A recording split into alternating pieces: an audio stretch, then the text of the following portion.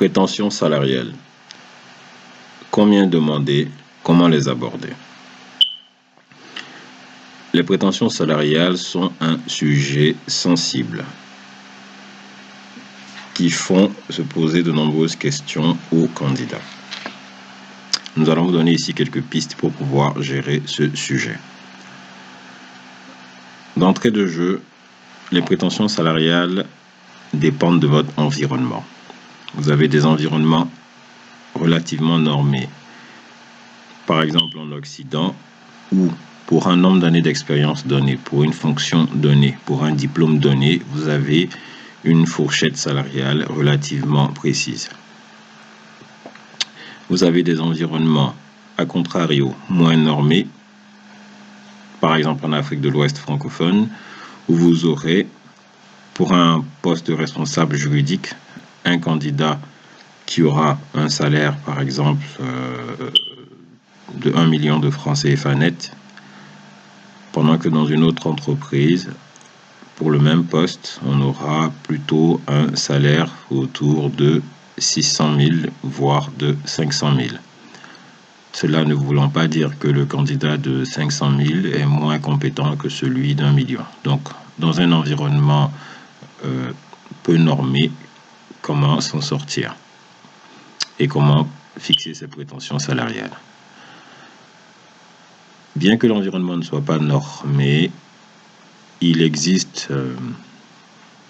on va dire, une pratique courante qui fixe les prétentions salariales entre 20% et 35% en plus du salaire précédent.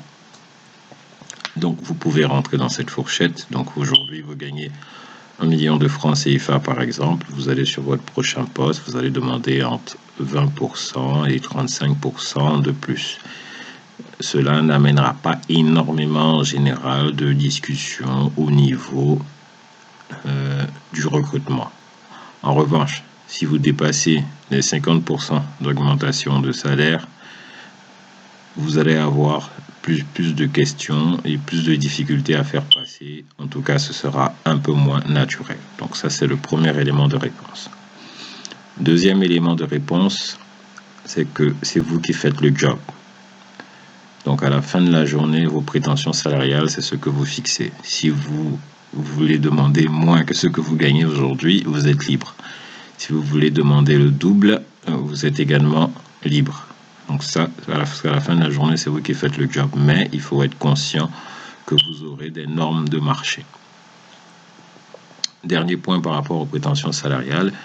Les prétentions salariales sont en réalité une stratégie salariale.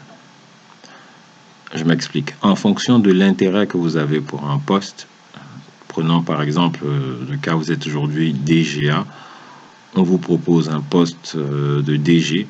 En revanche, le salaire n'est pas très élevé.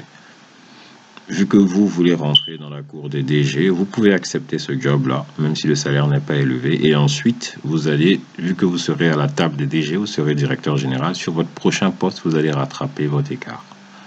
En revanche, vous êtes directeur général adjoint déjà. On vient vous proposer un poste de directeur général adjoint. Donc, c'est le même poste. Vous n'avez aucun intérêt. Là, en termes de prétention salariale, par exemple, vous pouvez vous permettre de demander ce que vous voulez parce que le poste ne vous intéresse pas vraiment. Donc, vous allez plutôt demander une augmentation de salaire conséquente. Donc, tout ça pour dire que la prétention salariale est en réalité une stratégie. Donc, c'est à vous de décider.